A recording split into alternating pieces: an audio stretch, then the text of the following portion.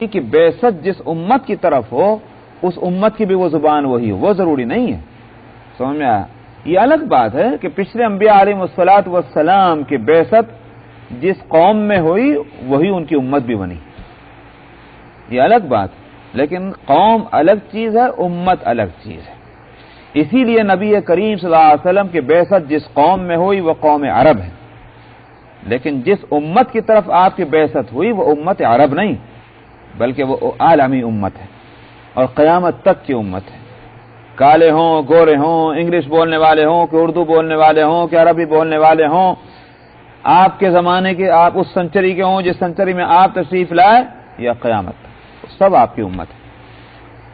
اس لیے اس میں یہ اشکال نہیں ہونا چاہیے کہ صاحب نبی عربی اور جہاں آپ کی بعثت ہوئی وہ عرب، تو پھر ہمیں کیا لینا دینا اس واسطے. اور یہاں قرآن حکیم میں بھی جگہ جگہ کہا انا انزلنا قرآنا عربیا وکذالک اوحینا الیک قرآنا عربیا، تو عربی کا لفظ جو کہا جا رہا ہے تو پھر ہماری زبان تو عربی نہیں، لہذا ہمارے لیے قرآن نہیں ہے. اس لیے میں نے یہ بات کہی کہ نبی عربی، جس قوم میں سے نبی کو اٹھایا گیا وہ قوم عربی، لیکن یہ کہاں کہا گیا کہ اس کی امت بھی عربی؟ اس کی امت جو ہے وہ سارا عالم ہے. اس کو دوسری جگہ فرمایا گیا کہ کہیں تو کہا گیا کہ عالمین وما ارسلناک الا رحمۃ للعالمین، اور اسی طرح فرمایا لیکون للعالمین نذیرا، لیکون للعالمین نذیرا، تاکہ یہ نبی سارے جہانوں کے واسطے ڈرانے والا بنے. تو وہاں تو سارے عالموں کو کہا گیا، ایک عالم بھی کیا بلکہ سارے عالم، اب اس کے جو بھی معنی. تو عربی قرآن ہونے کی خصوصیت کیا ہے، یا قرآن کے عربی ہونے کی؟ وہ یہ کہ چونکہ نبی کی زبان عربی ہے اس واسطے قرآن کا عربی میں اترنا ضروری تھا، ورنہ نبی نہ سمجھ پاتا، اور نبی نہ سمجھتا تو سمجھاتا کیسے؟ جو استاد خود اس بات کو نہیں سمجھ پا رہا ہے کہ جو اس کو پڑھانا ہے سمجھانا ہے، تو دوسرے کو سمجھائے گا کیا؟ ابھی جو پرسوں ہی یہاں خطبے کے اندر مولانا منظور صاحب جو آئے ہوئے ہیں چنیوٹ والے، انہوں نے بہت اچھی بات کہی، بات بڑی دل کو لگی کہ قرآن حکیم میں یہ بات کہی گئی کہ وما ارسلنا من رسول الا بلسان قومه، ہم نے کوئی رسول ایسا نہیں بھیجا کہ جو اس کے قوم کی زبان میں نہ بات کرنے والا ہو. اس کی زبان وہی ہے کہ جو اس کی قوم کی ہے. کوئی نبی بھی ایسا نہیں کہ قوم تو ہے عربی اور نبی آیا عجمی، ایسا نہیں ہوا کبھی بھی. وہ مولانا کی جو بات کہہ رہے جس کو میں کہہ رہا ہوں کہ صاحب یہ عجیب تماشا ہے کہ جس نے نبوت کا دعویٰ کیا ہے، جھوٹی نبوت کا، غلام احمد، اس کی جو وحی کا مجموعہ ہے الہامات، تذکرہ جس کا نام ہے، اس میں ان کے الہامات جو ہیں وہ اردو میں بھی ہیں. وحی جو آئی ان پہ وہ اردو میں بھی آئی، ان کے بقول انگلش میں بھی آئی، اور عربی میں عربی میں بھی آئی، اور فارسی میں بھی آئی، اور ایسے الفاظ میں بھی آئی جس کے معنی مطلب ان کو خود کو معلوم نہیں. وہ خود کہتے ہیں مجھے معلوم نہیں اس کا مطلب کیا. بھائی ایسی بھی وہی آتی. اللہ تعالیٰ فرماتے ہیں کوئی رسول ہم نے ایسا نہیں بھیجا کہ جس کی زبان وہ نہ ہو کہ جو اس کی قوم کی اپنی زبان ہے. اللہ نے وحی کی ہے اس کے اوپر اس کی اپنی زبان میں، لیکن اس جھوٹے نبی کی جھوٹا ہونے کی یہ خود ایک دلیل ہے کہ وہ کہتا ہے میرے پاس وحی اردو میں بھی آئی، فارسی میں بھی آئی، عربی میں بھی آئی، اور ایسے الفاظ میں بھی آئی جس کو مجھے کچھ پتہ نہیں کیا ہے اس میں. تو اس سے جھوٹا ہونے کی بات ہے.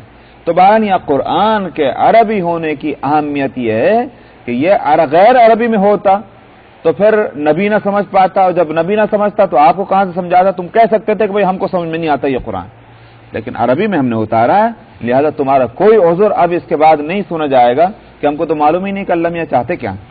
فرمایا لِتُنذِرَ أُمَّ الْقُرَىٰ، تاکہ آپ ڈرائیں مکے والوں کو. یہ ام القریٰ کا لفظ کیوں لائے گا اس کو میں نے پچھلے ہفتے بتا دیا تھا. وَمَنْ حَوْلَهَا، اور مکے کے جو گرد جو بستیاں ہیں، چاہے وہ مشرق میں ہوں کہ مغرب میں ہوں، نزدیک ہوں کہ دور ہوں. میں نے کہا تھا گزشتہ ہفتے آیت کے اس ٹکڑے سے نبی کریم صلی اللہ علیہ وسلم کی عالمی بعثت کا اس سے پتہ چلتا ہے. وَمَنْ حَوْلَهَا، کہ مکے ہی کے آپ نبی نہیں، مدینہ ہی کے آپ نبی نہیں ہیں، بلکہ مشرق اور مغرب کی جتنی آبادیاں ان سب کے نبی ہیں، ان سب کے لیے آپ کو نذیر بنایا گیا. وَتُنذِرَ يَوْمَ الْجَمْعِ لَا رَيْبَ فِيهِ، آپ ان کو ان کی برائیوں سے تو ڈرائیں گے، برے انجام سے، لیکن خاص طور پر قیامت کا دن، یوم الجمع، جس دن سب کو اکٹھا ہونا ہے، چاہے وہ کہیں بھی ہوں، اولین ہوں کہ آخرین ہوں، مشرقی ہوں کہ مغربی ہوں، ان سب کو جس دن جمع ہونا ہے، جس دن کے آنے میں کوئی شک نہیں، لا ریب فیہ، اس دن سے بھی ان کو ڈرائیں۔ اس دن کیا ہوگا؟ فریق فی الجنہ و فریق فی السعیر، ایک جماعت جنت میں جائے گی، دوسری جماعت جہنم میں جائے گی، اسی دن یہ فیصلہ ہونا ہے، تو اس سے پہلے اس فیصلے کا انتظار فضول ہے جب تک قیامت نہ آئے۔ وَلَوْ شَاءَ اللَّهُ لَجَعَلَهُمْ أُمَّةً وَاحِدَةً، یہاں ایک یہ سوال پیدا ہو سکتا ہے کہ صاحب دنیا میں ایک ہنگامہ برپا ہے، صاحب یہ صحیح یہ غلط، یہ صحیح یہ غلط، یہ حق اور یہ باطل۔ آپ کہتے ہیں کہ اللہ سبحانہ و تعالی اس راستے کو پسند کرتے ہیں، اس عقیدے کو پسند کرتے ہیں، اس عمل کو پسند کرتے ہیں، اس طریقے زندگی کو پسند کرتے ہیں، مگر ساری دنیا میں آپ دیکھ لیجئے کہ ڈیفرنٹ طریقے ہیں لوگوں کے، اپنے عقیدے مختلف، عمل مختلف، زندگی کے طریقے مختلف۔ اللہ میاں کو اگر ناپسند تھا، کس نے مجبور کیا تھا اللہ میاں کو کہ صاحب آپ لوگوں کو چھٹی دے دیں کہ جو چاہے طریقہ اختیار کریں؟ اللہ میاں اتنے مجبور ہیں کہ لوگ اپنی اپنی پسند کے طریقے ایجاد کر رہے ہیں۔ اللہ میاں اگر کچھ چاہتے ہیں، اللہ میاں کو پسند ہے ایک طریقہ، تو وہ سب کو اسی راستے پر ڈال دیتے۔ نہیں ڈالا، اس کا مطلب کیا؟ اللہ میاں کو یہ سارے طریقے پسند ہیں۔ پھر آپ کون ہوتے ہیں کہنے والے کہ یہ غلط اور یہ صحیح؟ سمجھ میں آئی نہیں بات؟ یہ ساری دنیا میں مختلف طریقوں کا ہونا یہ دلیل ہے کہ اللہ میاں کو ساری ہی باتوں کا ہونا پسند ہے۔ پھر آپ کیوں کہتے ہیں کہ یہ راستہ غلط یہ راستہ صحیح؟ اور اگر آپ کہیں کہ اللہ میاں کو تو یہ راستہ پسند ہے، تو پھر یہ ساری دنیا میں یہ ساری چیزیں مختلف چل کیوں رہی ہیں؟ اللہ میاں کی مرضی کے خلاف ہی چل رہی ہیں؟ یہ ہے ایک سوال۔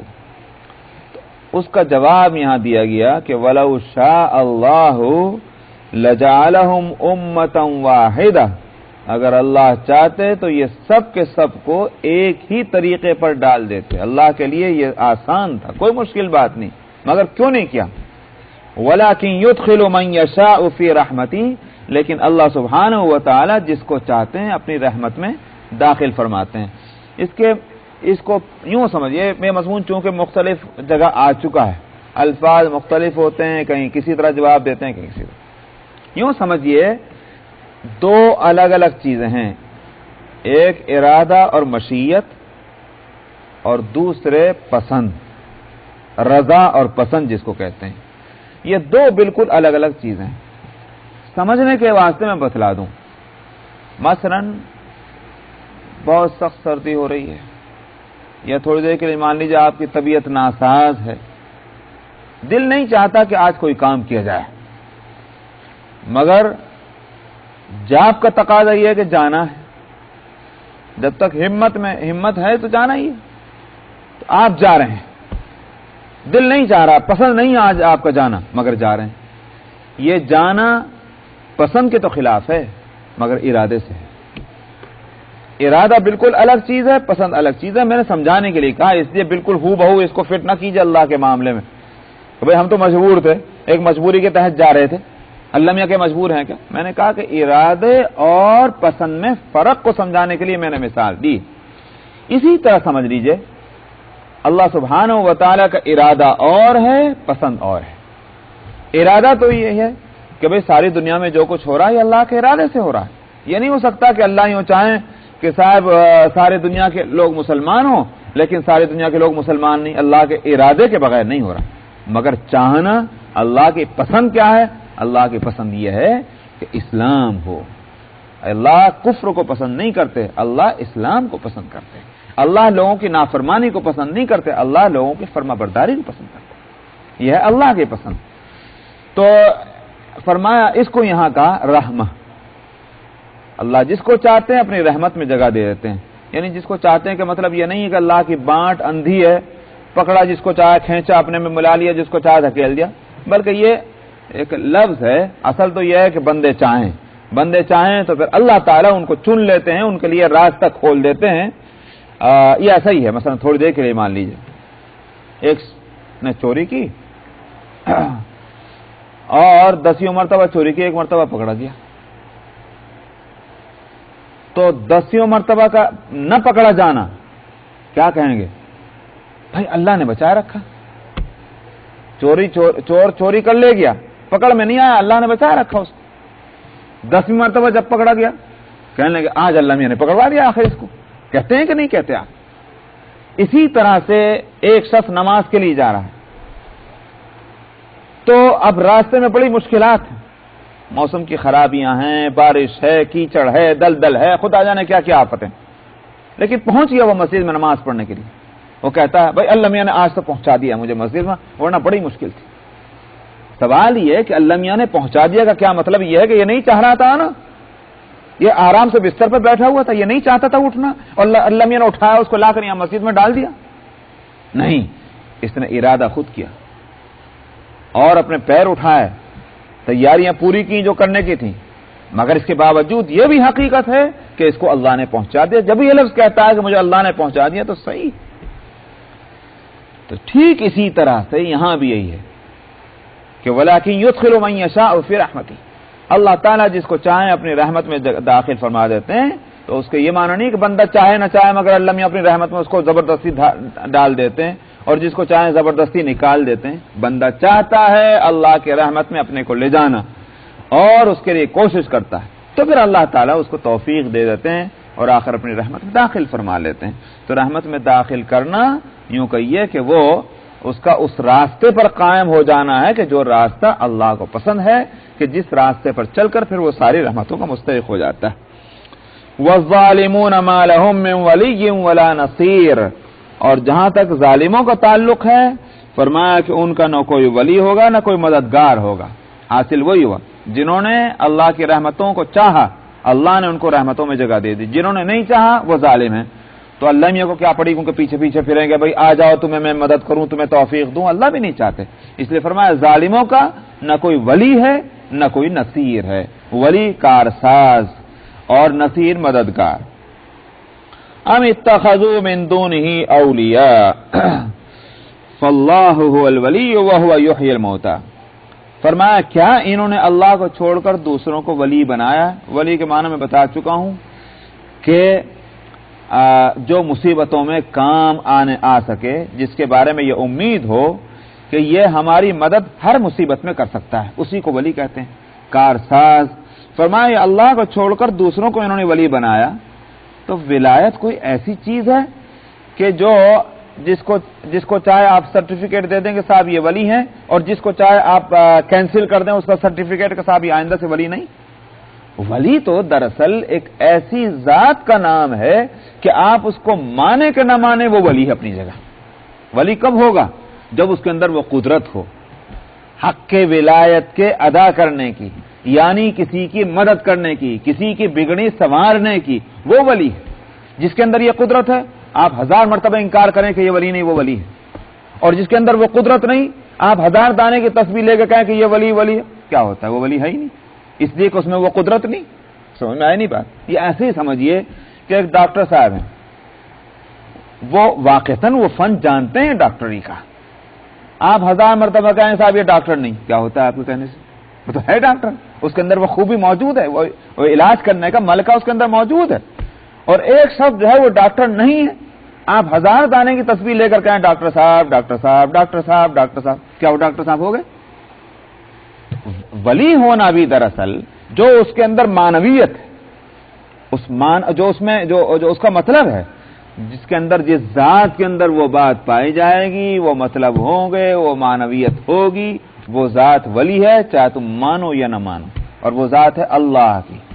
फरमाया फल्लाहु हुवल वली, अल्लाह ही वली है, यानी उसी में ये कुदरत है कि वो दूसरों की कारसाजी कर सके, दूसरों के आड़े वक्त में काम आ सके, वही है। उसके लिए फरमाया वह हुवा युह्यिल मौता, सबसे बड़ी बात तो यह है कि मुर्दों को जिंदा तो वही करता है। हर चीज नापैद थी, ये बतलाओ कि उसको पैद करने में, उसको वजूद देने में कोई है अल्लाह के अलावा किसी का अमल दखल? किसी का नहीं साहब, अल्लाह में आगा। तो फिर वली कहां से दूसरे हो गए? वली भी तो अल्लाह ही है, कारसाज भी वही है। ये कितनी बड़ी वो दलील है जिससे कोई इंकार नहीं कर सकता। हुआ हुआ युह्यिल मौता, और फरमाया वह हुआ अला कुल्ली शैइन कदीर, जो जिंदगी को मौत और मौत को जिंदगी से बदल दे, अब उसके कादिर मुतलक होने में क्या शुबा? फरमाया उसी को हर चीज पर कुदरत है। इसलिए कि हर चीज में देखिए ना, दो ही चीजें हैं, या अदम یا وجود، عدم اور وجود سے باہر کوئی چیز، جب اسی پر اللہ کی قدرت، پھر اور کس چیز کو کہہ سکتے ہیں کہ اللہ کی قدرت سے باہر ہے؟ اوروں کی قدرت کو آپ مان سکتے ہیں کہ صاحب یہ فلانی چیز تمہاری قدرت میں ہے، یہ فلانی چیز تمہاری قدرت میں ہے، لیکن یہ اور نہیں ہے، لیکن اللہ کے بارے میں یہ نہیں کہہ سکتے کہ یہ چیز اللہ کی قدرت میں نہیں ہے۔ ہر چیز اللہ کی قدرت میں، اس لیے زندگی اور موت اس کی قدرت میں۔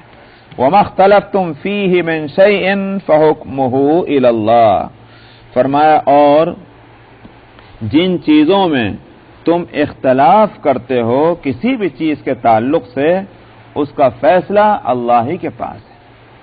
یعنی کس چیز میں تم اختلاف کرتے ہو، یہاں مراد اس سے جب خود قرآن حکیم نے متعین نہیں کیا کس چیز میں اختلاف اور کس چیز کا فیصلہ عام رکھا ہے، تو آپ بھی عام رکھیں گے۔ کیا مطلب؟ عقیدے کا جھگڑا، اس کا فیصلہ کون کرے گا؟ کیا دنیا میں آپ کوئی کونسل بنا سکتے ہیں اس بات کے لیے کہ جو یہ کونسل یہ بیٹھ کر فیصلہ کرے کون سا عقیدہ صحیح ہے کون سا عقیدہ غلط؟ ظاہر ہے کہ اللہ کے طرف جائے گا یہ مسئلہ، اللہ ہی کا فیصلہ ہے کہ اس کا عقیدہ درست۔ اسی طرح سے مثلا عبادتیں کون سی صحیح ہیں کون سی غلط، کیا دنیا میں اس کے واسطے کوئی کونسل بنائی جائے کہ کونسل بیٹھ کر کے یہ طے کرے کون سی عبادتیں صحیح اور کون سی عبادتیں غلط؟ اس کا فیصلہ بھی اللہ ہی کو کرنا ہے۔ یہ تو خیر سبھی جانتے ہیں، لیکن ہاں بعض لوگ کیا سمجھتے ہیں، ٹھیک ہے بھائی عقیدے کا مسئلہ اللہ سے متعلق، عبادتوں کا مسئلہ اللہ سے متعلق کیونکہ اللہ کے حقوق ہیں، رہ گئے مسئلے آپس کے، اس کو ہم تو خود طے کر لیں گے۔ کس طرح سے ہم کو اپنا نظام سیاست قائم کرنا ہے، کس طرح سے ہم کو اپنا نظام مالیات قائم کرنا ہے، کس طرح سے ہم کو اپنی دکانیں چلانی ہیں، کس طرح سے اپنا نیبرہوڈ قائم کرنا ہے، یہ ساری چیزیں ہماری آپس کی ہیں، اس کو ہم طے کر لیں گے۔ فحکمہ الی اللہ، کوئی چیز دنیا میں انسانوں کے لیے ایسی نہیں ہے کہ جس کا وہ فیصلہ وہ خود کریں گے، ساری چیزوں کا فیصلہ اللہ ہی کی طرف سے ہونا ہے، اس لیے کہ مالک وہی ہے، آقا وہی ہے۔ بندہ اور عبد کا لفظ، عبد کا اردو میں ترجمہ آپ چاہے تو بندہ کر لیں، اور بندہ کا تو بلکہ غلام سے بھی آگے کا لفظ ہے بندہ اردو میں۔ غلام کا کوئی اختیار نہیں ہوتا، سارا اختیار آقا کا ہے۔ اسی واسطے میں کہتا ہوں کہ یہ فقہی مسئلہ اگر اس کو ذہن میں رکھا جائے تو آقا اور غلام کی جو حیثیت ہے وہ خوب اچھی طرح سمجھ میں آ جاتی ہے۔ فقہا کہتے ہیں کہ غلام اگر اپنے آقا کے ساتھ سفر کر رہا ہو، کسی جگہ جا کر ٹھہر گئے، غلام نے نیت کر لی 15 دن کے ٹھہرنے کی، کیا یہ غلام پوری نماز پڑھے گا اس لیے کہ اس نے 15 دن کی نیت کر لی ٹھہرنے کی؟ فقہا کہتے ہیں نہیں، دیکھنا یہ ہے کہ آقا کی نیت کیا ہے۔ اگر آقا نے 15 دن کی نیت کی ہے تو وہ بھی پوری پڑھے گا، غلام بھی پوری پڑھے گا۔ لیکن اگر آقا کی نیت 1 ہفتے ٹھہرنے کی ہے اور اس کے بعد جانے کی، اور ظاہر ہے کہ غلام کو بھی ساتھ جانا ہے، تو غلام کی نیت کا کوئی اعتبار نہیں، چاہے وہ 1 سال کی بھی نیت کرے گا، اس کو آدھی نماز پڑھنی ہے۔ اسی طرح آپ اس کو الٹا بھی کر سکتے ہیں کہ غلام نے کہا میں تو 1 ہفتے میں جا رہا، اور آقا کا فیصلہ ہے کہ وہ 15 دن ٹھہرے، غلام کی نماز قصر ہوگی ہی نہیں، اس کو پوری ہی پڑھنی ہے، اس لیے کہ آقا کی نیت کا اعتبار ہے، اس کی نیت کا اعتبار نہیں۔ یہ ہے صورتحال۔ اب اس سے آپ اندازہ کر سکتے ہیں کہ آقا کے اختیارات کیا ہیں اور غلام کے اختیار کیا ہیں۔ عربی میں غلام کے لیے عبد کا لفظ آتا ہے، اللہ کی طرف سے جب نسبت کی جائے گی کسی عبد کی تو وہاں تو بندے کا لفظ اس کا ترجمہ ہوگا۔ آقا سے بھی، غلام سے بھی بڑھ کر عبد اور بندے کے بے اختیاری، اللہ کے مقابلے میں بندے کا کوئی اختیار ہی نہیں۔ بندے کو اگر ایک گھونٹ پینا ہے تو یہ بھی اللہ کی اجازت سے اور اللہ کے نام سے پینا ہے، اور ایک لقمہ اگر کھانا تو اللہ کی اجازت سے اور اس کے نام سے کھانا ہے کہ نہیں؟ مولا کہہ دے حرام بس حرام، مولا کہہ دے حلال تو حلال، آپ کی اپنی عقل سے فیصلے اس میں نہیں ہوں گے، قطعاً نہیں ہوں گے۔ آپ صاحب نیوٹریشن کی بک لے کر بیٹھ جائیں کہ صاحب یہ ٹھیک ہے اگر گائے کا گوشت حلال ہے تو شاید بھیڑیا کا گوشت کیوں حلال نہیں ہے؟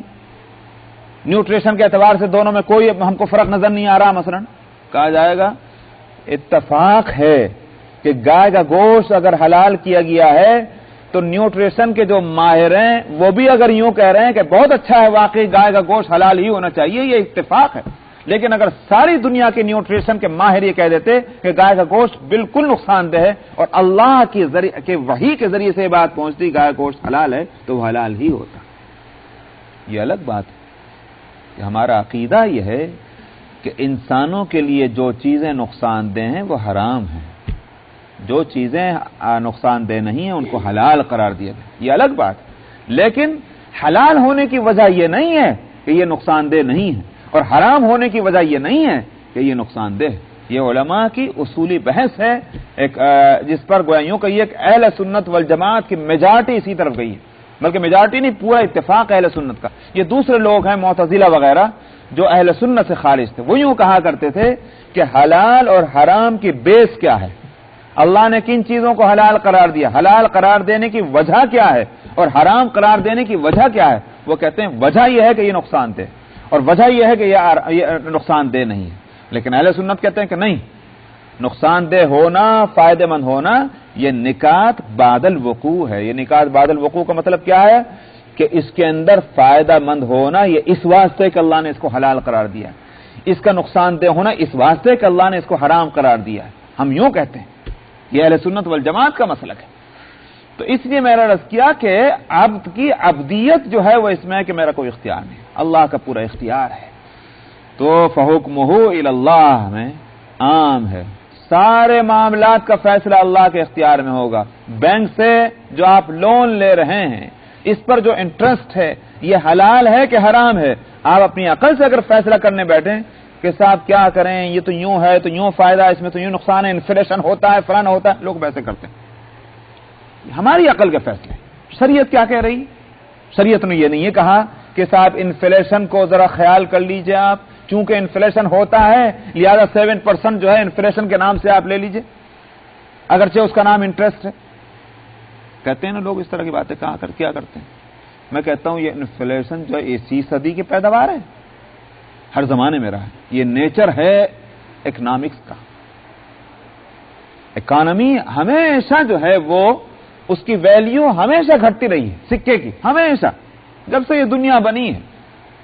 نبی کریم صلی اللہ علیہ وسلم کے زمانے میں بھی انفلیشن تھا.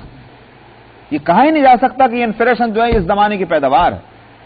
مگر اس کے باوجود نبی کریم صلی اللہ علیہ وسلم نے اگر دین اور قرض کے احکام جو ہیں وہ خاص انداز میں مرتب کر کے امت کو دیے ہیں اور اس میں کوئی رعایت انفلیشن کی نہیں کی ہے کہ جس نے $100 100 درہم 100 دینار آپ جو بھی لفظ بولیں آج کے سکوں کے نام سے یا اس زمانے کے سکوں کے نام سے، اگر 10 سال کے بعد بھی اس قرض کی ادائیگی ہوگی، واپسی ہوگی تو اسی رقم انہی سکوں کو واپس کیا جائے. یہ نہیں ہو سکتا کہ صاحب اب تو چاندی کا بھاؤ، چاندی کی ریٹ بدل گیا ہے لہذا اب نئے حساب سے دیا جائے. یہ نہیں. مہر ہے، اگر مہر جو ہے $2000 کسی عورت کا مہر مقرر ہوا، $2000 50 سال کے بعد بھی اگر وہ مہر ادا ہوگا، کتنا ادا ہوگا؟ $2000. یہ نہیں ہو سکتا صاحب جب میاں صاحب آپ نے $2000 مقرر کیے تھے اس کے اعتبار سے تو اگر دیکھا جائے تو آج تو $10,000 بنتے ہیں. یہ نہیں ہوگا. تو اس لیے میں نے عرض کیا کہ اس میں ہماری عقلوں کا سوال نہیں ہے، بندے کی بندگی یہ ہے کہ جو اللہ اور اس کے رسول نے فرما دیا. فحکمہ الی اللہ میں ساری چیزیں اللہ کی طرف لوٹ جاتی ہیں، چاہے آپسی حقوق کا معاملہ ہو، چاہے اللہ کے حقوق کا معاملہ ہو، چاہے بیع و شراء ہو، چاہے عبادات ہو، چاہے عقیدہ ہو.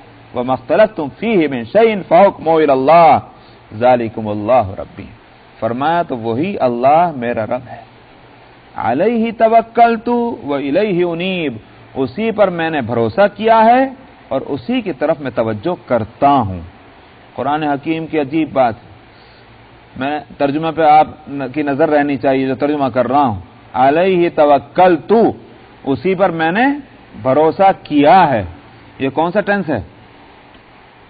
ارے بھائی کون سا صیغہ ہے؟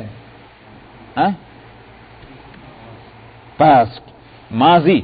میں نے اسی پر بھروسہ کیا ہے. وَإِلَيْهِ أُنِيبُ، اور میں اسی کی طرف توجہ کرتا ہوں. یہ انگلش میں تو اس کو پریزنٹ ٹینس کہتے ہیں، عربی میں اس کو کہتے ہیں مضارع. یہ مضارع ہے. ٹھیک ہے، آپ پریزنٹ ٹینس لے لیجیے. پاسٹ اور پریزنٹ میں فرق کیا ہے؟ پاسٹ انڈیفینٹ جو ہوتا ہے وہ تو ختم ہو گیا، ایک دفعہ ہو لیا وہ کام ہو لیا، بس ختم. لیکن پریزنٹ جو ہے کرتا ہوں، پتہ نہیں مجھے انگلش کے اندر یہ سینس پایا جاتا ہے کہ نہیں پریزنٹ ٹینس کے اندر، لیکن عربی میں جو مضارع ہے جس کے ترجمہ ہم اردو میں یہی کرتے ہیں، کرتا ہوں، جاتا ہوں، کھاتا ہوں، پیتا ہوں، اس میں ایک قسم کا کنٹینیویشن ہے. اس کو عربی میں کہتے ہیں استمرار، کنٹینیویشن ہے. آپ کہتے ہیں میں کھانا کھاتا ہوں، اس کا یہ مطلب نہیں کہ ایک مرتبہ کھا لیا بس ختم، بلکہ اس کی ہیبٹ ہی ہے، وہ اپنے بتاتا ہے کہ میں یہ کام کیا کرتا ہوں. سمجھ آئی نہیں بات یہ؟ تو یہاں علیہ توکلت، اس کے معنی تو یہ ہوگا کہ میں نے ایک مرتبہ فیصلہ کر لیا ہے کہ مجھے بھروسہ سارے معاملات پر اس ذات پر کرنا ہے. یہ ہو چکا فیصلہ، ڈیسیژن لیا جا چکا. وَإِلَيْهِ أُنِيبُ، اور یہاں لائے ہیں مضارع. اور میں ہر معاملے کے اندر جب کوئی مسئلہ پیش آتا ہے، جب میں کوئی قدم اٹھاتا ہوں، میں اسی کی طرف توجہ کرتا ہوں. یہ ایک دفعہ کی بات نہیں ہے، یہ ہر مرتبہ ضرورت پڑے گی اللہ کی طرف توجہ کرنے کی. تو اس واسطے وہاں پریزنٹ ٹینس ہے تو یہاں، وہاں جو ہے پاسٹ ٹینس ہے تو یہاں پریزنٹ ٹینس ہے، وہاں ماضی ہے تو یہاں مضارع ہے. فاطر السماوات والارض، فرمایا کہ وہ اللہ جو ہے جس پر میں نے بھروسہ کیا ہے، جس کی طرف میں توجہ کرتا ہوں، وہی ہے پیدا کرنے والا آسمانوں کا اور زمین کا. اب تمہارا بھروسہ جن پہ ہے ان کی شان بھی دیکھ لو، اور جس کے اوپر میرا بھروسہ ہے اس کی شان یہ ہے کہ پیدا کرنے والا ہے آسمانوں کا اور زمین کا. جعل لکم من انفسکم ازواجا، ایسا نہیں ہے کہ اس کی عنایت اور مہربانی صرف میرے اوپر ہے، تم ان کی مہربانی سے بچے ہوئے نہیں، تم بھی خود اسی کی مہربانی میں ہو. کیوں؟ جعل لکم من انفسکم ازواجا، تمہارے اندر سے تمہارے جوڑے بنائے اسی نے. ومن الانعام ازواجا، اور اسی نے جانوروں کے اندر بھی جوڑے بنائے، جس کا نتیجہ کیا ہے؟ یزرعکم فیہ، تمہاری نسل انہی طریقوں سے چلائی ہے. تو تم، یہ نہیں ہے کہ زید پر اللہ کا احسان ہے، زید کے بیٹے پر نہیں، یا زید کے ابا پر نہیں، یہ نہیں ہے. از آدم تا ایدم، اور کائنات میں جو کچھ ہو رہا ہے، جو کچھ ہوتا رہا ہے اور جو کچھ ہوتا رہے گا، یہ سارے کے ساری اللہ کے کرنے سے ہے. یزرعکم فیہ لیس کمثلہ شیء، اور اس کی ذات وہ ہے کہ اس جیسی کوئی بھی نہیں. کسی کو بھی مثال دے کر یوں نہیں کہہ سکتے اللہ میاں ایسے ہیں، تو اس کی قدرت سے مثال نہیں دے سکتے کسی کی قدرت کو، اس کے اختیار سے مثال نہیں دے سکتے کسی کے اختیار کو، اس کی ذات سے اختیار نہیں، اس کی صفات سے گویا مثال نہیں دے سکتے. لیس کمثلہ شیء وہو السمیع البصیر، اور وہ سننے والا اور دیکھنے والا ہے. یعنی السمیع البصیر کے معنی یہ ہیں کہ ہر وقت سنتا ہے، ہر ایک کی سنتا ہے، ہر آواز کو سنتا ہے. البصیر، ہر چیز کو دیکھتا ہے، ہر جگہ دیکھتا ہے، ہر زمانے میں دیکھتا ہے، اس لیے کہ اس کی صفت ہے. لہو مقالید السماوات والارض، اسی کے قبضے میں ہیں آسمانوں اور زمین کی کنجیاں. یہ مطلب نہیں ہے کہ بھئی اللہ میاں نے کوئی تالا لگا رکھا اور اس کی کنجی لے کے بیٹھ گئے ہیں، ایسا نہیں، بلکہ ایک محاورہ ہے. کسی کے قبضے اور اختیار کو جب بتانا ہو تو یہ کہا کرتے ہیں کہ بھئی اس مسئلے کی چابی تو اس کے ہاتھ میں، اور مسئلہ کہیں تالے میں تھوڑا ہی ہے، کسی صندوق میں تھوڑا ہی مسئلہ اور میٹر رکھا ہوا ہے. محاورہ ہے کہ مطلب یہ فلانی چیز جو ہے فلاں کے اختیار میں. فرمایا آسمانوں اور زمین کی کنجیاں اس کے قبضے میں ہیں. یبسط الرزق لمن یشاء ویقدر، جس کو چاہے وہ رزق فراخی سے دیتا ہے، ویقدر، اور اسی طرح سے وہ اس میں تنگی بھی کرتا ہے. کم اور زیادہ دینا یہ اللہ کے اختیار میں ہے.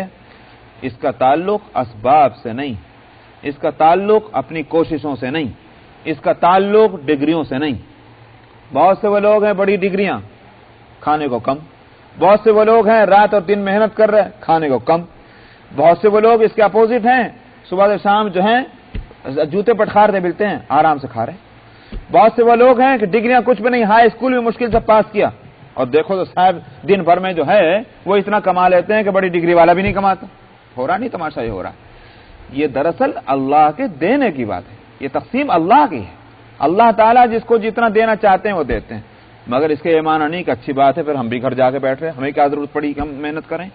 نہیں، جس اللہ نے اس نظام کو اپنے ہاتھ میں رکھا ہے، اسی اللہ نے اس دنیا کا مزاج یہ بنایا ہے کہ कि चलो मेहनत करो। एक यूं कहिए कि एक सिस्टम है, हकीकत उसके पीछे क्या है, अल्लाह देते हैं, लेकिन रूकार उसका क्या है? रूकार यह कि आप मेहनत करेंगे तो मिलेगा। यह है रूकार, सामने की पोजीशन। बैक जो है वो क्या है? अल्लाह देते हैं। यबसुतु रिज़्क़ लिमन यशाअ व यक़दिर, वो वही फैलाता है रिज़्क़ को जिसके लिए चाहता है और तंगी करता है। इन्नहु बिकुल्लि शैइन अलीम, इस वास्ते कि वह हर चीज का इल्म रखता है, तो उसको मालूम है किसको कितनी चीज देनी चाहिए। इंसान नहीं समझता मुझे जो इतनी चीज दी गई क्यों दी गई, समझता मुझे इससे ज्यादा दी जानी चाहिए थी। अल्लाह को मालूम है किसको कितनी चीज दी दिया है। बस आयत नंबर 13। अऊज़ु बिल्लाहि मिनश शैतानिर रजीम। बिस्मिल्लाहिर रहमानिर रहीम। शरअ लकुम मिनद्दीनि मा वस्सा बिही नूहन वल्लज़ी अवहयना इलैक वमा वस्सैना बिही इब्राहीम वमूसा वईसा अन अक़ीमुद्दीन वला ततफ़र्रक़ू फ़ीह कबुर अलल मुश्रिकीन मा तदऊहुम इलैहि अल्लाहु यज्तबी इलैहि मन यशाअ व यहदी इलैहि मन युनीब वमा तफ़र्रक़ू इल्ला मिन बअदि मा जाअहुमुल इल्मु बग़यन बैनहुम वलौला कलिमतुन सबक़त मिन रब्बिक इला अजलिन मुसम्मन लक़ुदिय बैनहुम व इन्नल लज़ीना ऊरिसुल किताब मिन बअदिहिम लफ़ी शक्किन मिन्हु मुरीब फलिज़ालिक फ़दअ वस्तक़िम कमा उमिरत वला तत्तबि' अहवाअहुम वक़ुल आमन्तु बिमा अंज़लल्लाहु मिन किताब व उमिरतु लिअअदिल बैनकुम अल्लाहु रब्बुना व रब्बुकुम लना अअमालुना व लकुम अअमालुकुम ला हुज्जत बैनना व बैनकुम अल्लाहु यजमअु बैनना व इलैहिल मसीर वल्लज़ीन युहाज्जून फिल्लाहि मिन बअदि मस्तुजीब लहु हुज्जतुहुम दाहिदतुन इंद रब्बिहिम वल्लज़ीन युहाज्जून फिल्लाहि मिन बअदि मस्तुजीब लहु हुज्जतुहुम दाहिदतुन इंद रब्बिहिम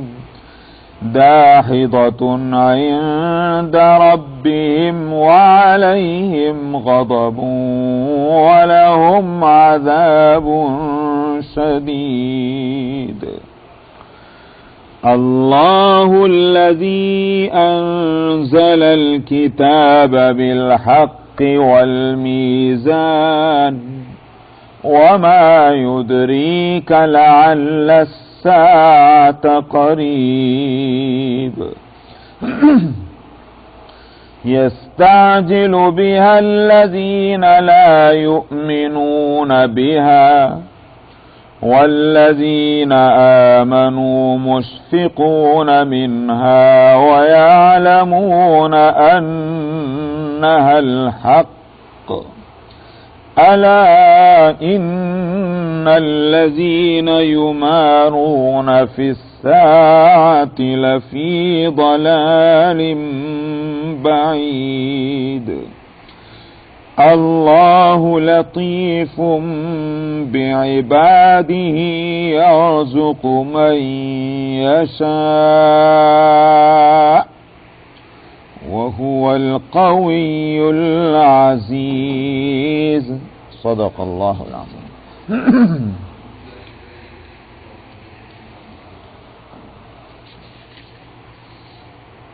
آیت نمبر 10 میں فرمایا تھا وَمَا اخْتَلَفْتُمْ فِيهِ مِنْ شَيْءٍ فَحُكْمُهُ إِلَى اللَّهِ، جن باتوں میں تم اختلاف کر رہے ہو اس کا فیصلہ بس اللہ ہی کے پاس ہے، اللہ کی طرف ہے.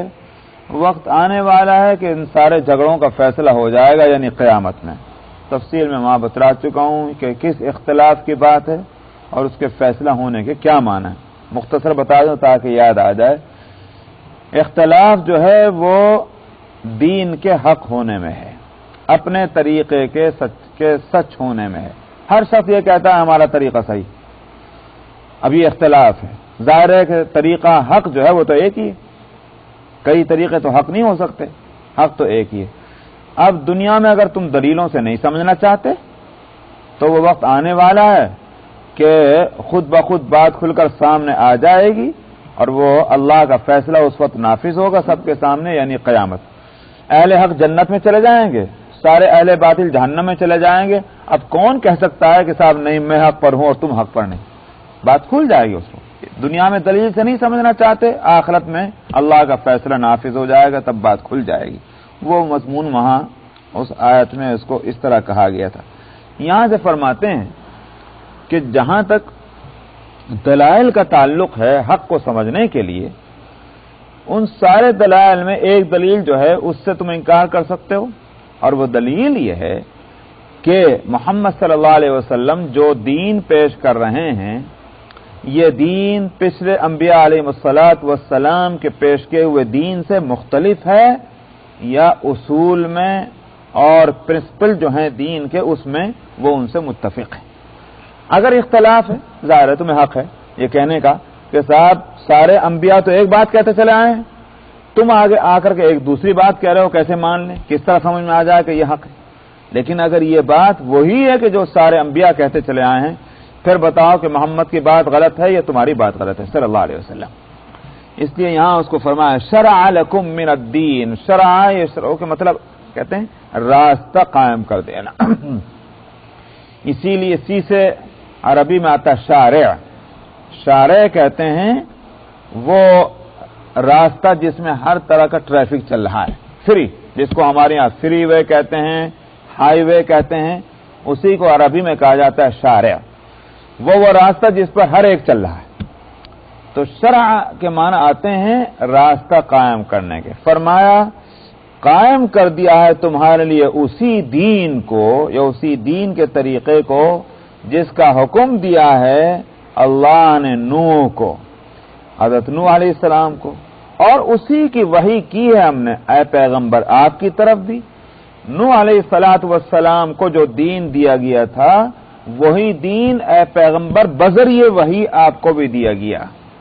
وَمَا وَصَّيْنَا بِهِ إِبْرَاهِيمَ وَمُوسَى وَعِيسَى، اور اسی کی وصیت یا اسی کا حکم ہم نے دیا ہے ابراہیم کو، موسیٰ کو اور عیسیٰ کو. یہ چار انبیاء علیہ السلام کا تذکرہ یہاں ہے نبی کریم صلی اللہ علیہ وسلم کے علاوہ. گزشتہ انبیاء میں ایک نوح اور ایک ابراہیم، ایک موسیٰ اور ایک عیسیٰ علیہ السلام. نوح علیہ السلام کا تذکرہ تو اس لیے کہ اگرچہ آپ سے پہلے اور بھی انبیاء ہوئے ہیں، سب سے پہلے نبی کون ہوئے ہیں؟ نام کیا ہے؟ آدم علیہ السلام. سب سے پہلے انسان اور سب سے پہلے نبی حضرت آدم علیہ السلام. ان کے بعد اور بھی نبی ہوئے ہیں، شیس علیہ السلام ہیں، ادریس علیہ السلام ہیں، وغیرہ وغیرہ. لیکن یہاں ان کے میں سے کسی کا ذکر نہیں، حضرت نوح علیہ السلام کا تذکرہ ہے. بات یہ ہے کہ ان سے پہلے انبیاء علیہ الصلوۃ والسلام کو جو دنیا میں بھیجا گیا تھا، ان کی بعثت جن باتوں کے لیے ہوئی تھی ان میں زیادہ تر باتیں دنیا میں زندگی گزارنے کے طور و طریق سے متعلق تھی۔ کس طرح کھیتی کرو گے، اس سے غلہ کیسے نکلے گا، کس طرح سے تم اس کو اپنے کھانے قابل بناؤ گے، کس طرح سے تم اپنے لباس تیار کرو گے، کہاں سے وہ چیزیں لاؤ گے جس سے لباس بن سکتا ہے، یہ ساری چیزیں انسان کو دنیا میں بھیجا تو ایسے ہی سمجھ لیجیے جیسے ماں کے پیٹ سے بچہ پیدا ہوتا ہے، اسے کیا معلوم کیسے کھانا ملے گا، اسے کیا معلوم کہاں سے آئے گا، اسے کیسے معلوم کس طرح سے اپنا پینٹ اور شرٹ اور کرتا اور پاجامہ جو ہے یا جو بھی ہے اس کو آپ اس کا جو بھی لباس ہے وہ کیسے بنے، اس کو کیا پتا بیچارے کو۔ دنیا میں انسان آیا، نہ یہاں اس کے لیے کپڑوں کے صندوق تھے، نہ اس کے واسطے پکی ہوئی روٹی اور سالن تھا، کچھ بھی نہیں تھا، اس کو سب کچھ تیار کرنا تھا، کون بتلائے گا؟ اللہ سبحانہ و تعالی نے انبیاء علیہ الصلوۃ والسلام کو اسی کام کے لیے مقرر فرمایا، انہوں نے یہ ساری باتیں بتلائیں۔ تو ان انبیاء کی بعثت جن باتوں کے لیے تھی وہ یہ تھی۔ حضرت نوح علیہ الصلوۃ والسلام وہ پہلے نبی ہیں کہ جن کو ان باتوں میں سے کسی بات کے لیے نہیں بھیجا گیا، ان کو دین دیا گیا، یعنی وہ اللہ کی وہ مرضیات کہ جس کو بندہ اس دنیا میں نافذ کرے گا اور اس کے نتیجے میں اس کی آخرت سنورے گی، یہ جس کو ہم دین کہتے ہیں۔ تو اس کے لیے حضرت نوح علیہ الصلوۃ والسلام پہلے نبی ہیں جن کو بھیجا گیا شریعت دے کر، جس کو دین ہمارے اعتبار سے تو دین جو ہے وہ دنیا سے الگ نہیں، دنیا اس میں شامل ہے، مگر میں عام محاورے میں انگلش میں جس چیز کو ریلیجن کہا جاتا ہے، یا یوں کہیے کہ ہمارے ہاں جس کو شریعت کہا جاتا ہے، اس کے لیے سب سے پہلے نبی حضرت نوح علیہ الصلوۃ والسلام ہے جن کی بعثت ہوئی۔ اس واسطے یہاں نوح کا تذکرہ ہے، رہ گئے حضرت ابراہیم اور موسیٰ اور عیسیٰ، ان کا تذکرہ اس واسطے کہ ابراہیم علیہ الصلوۃ والسلام وہ نبی ہیں کہ ساری قومیں اپنی نسبت ان کی طرف کرتی ہیں اور کرنا چاہتی ہیں۔ وہ قریش مکہ مکرمہ کے اور مدینہ منورہ کے کہ جن کا کوئی مذہب نہیں رہا تھا اور شرک اور بت پرستی میں مبتلا تھے، وہ بھی اپنی نسبت حضرت ابراہیم علیہ الصلوۃ والسلام کی طرف کرتے، کہنے لگے ہم دین ابراہیمی پر ہیں۔ یہودیوں سے پوچھو وہ بھی اپنی نسبت ابراہیم علیہ السلام کی طرف کرتے تھے، عیسائیوں سے پوچھو وہ بھی، اسی واسطے یہودی کہتے تھے ابراہیم بھی یہودی تھے، نصرانی کہتے تھے ابراہیم بھی نصرانی تھے۔ اللہ سبحانہ و تعالی نے فرمایا بے وقوف ہو، تمہاری عقل ماری گئی کہ ابراہیم کو تم یہودی کہتے ہو اور نصرانی ابراہیم کو نصرانی کہتے ہیں۔ یہودیت جو ہے زیادہ سے زیادہ وہ چلی ہے موسیٰ علیہ الصلوۃ والسلام کے وقت سے، اس لیے کہ تم اپنی نسبت ان کی طرف کرتے، اور اسی طرح سے نصرانیت چلی حضرت عیسیٰ علیہ الصلوۃ والسلام سے، کہاں ابراہیم اور کہاں موسیٰ اور عیسیٰ۔ اسی لیے قرآن حکیم نے کہا کہ ما کان ابراہیم یہودیا ولا نصرانیا ولکن کان حنیفا مسلما وما کان من المشرکین۔ ابراہیم تو نہ یہودی تھے نہ نصرانی تھے، وہ تو دین حنیفی پر مسلمان کی حیثیت سے قائم تھے اور نہ وہ مشرک تھے۔ تو عرب میں 3 قومیں تھیں، مشرک، یہودی اور نصرانی، اور تینوں دعویٰ کرتے تھے کہ ابراہیم کے طریقے پر ہم نے قرآن نے انکار کر دیا، یہ ابراہیم علیہ الصلوۃ والسلام کے ان تینوں میں سے کسی سے کوئی تعلق نہیں۔ تو یہاں ان تینوں کا تذکرہ ہے، ابراہیم علیہ الصلوۃ والسلام کا بھی اور موسیٰ علیہ الصلوۃ والسلام کا بھی، عیسیٰ علیہ السلام۔ ہم نے ان کو جو دین دے کر بھیجا وہی دین ہم نے محمد کو دیا ہے صلی اللہ علیہ وسلم۔ تو نوح علیہ الصلوۃ والسلام سے لے کر کے عیسیٰ علیہ الصلوۃ والسلام تک یہ ہر دور میں شریعت ہماری طرف سے بھیجی گئی، وہی اصولی شریعت ہم نے ان کو دی گئی۔ اور اصولی کا لفظ میں اس لیے بول رہا ہوں کہ اس دین کے دیے جانے کا ہرگز یہ معنی نہیں کوئی شریعت تلاش کرنے بیٹھے کہ صاحب 4 رکعت اگر ظہر میں ہمارے یہاں ہے تو ہم دیکھیں کہ صاحب یہودیوں کی ابھی 4 رکعت ہیں کہ نہیں اور نصرانیوں کے بھی 4 رکعت ظہر کی ہے کہ نہیں۔ یہ نہیں، دیکھنا یہ ہے کہ ان کے یہاں نماز تھی کہ نہیں تھی، ان کے یہاں روزے تھے کہ نہیں تھے، ان کے یہاں زکوٰۃ تھی کہ نہیں تھی، ان کے یہاں حج تھا کہ نہیں تھا۔ اسی طرح سے جھوٹ، غیبت، زنا اور مال حرام دوسروں کو کھانا، دوسروں کو تکلیف پہنچانا، یہ ساری کی ساری چیزیں ان کے یہاں ممنوع تھی کہ نہیں تھی، چنانچہ تھیں۔ آج بھی وہ بائبل کہ جس کے جتنے بھی حصے ہیں، چاہے تو زبور ہو، چاہے تورات ہو، چاہے انجیل ہو، ان کے سارے حصوں کو آپ پڑھ جائیے جو کچھ بچا کچا رہ گیا اس کے اندر آج بھی ان میں وہ چیزیں موجود ہیں جن چیزوں کو اصولی دین کہا جاتا ہے، جن چیزوں سے روکا گیا اور جن چیزوں کو کرنے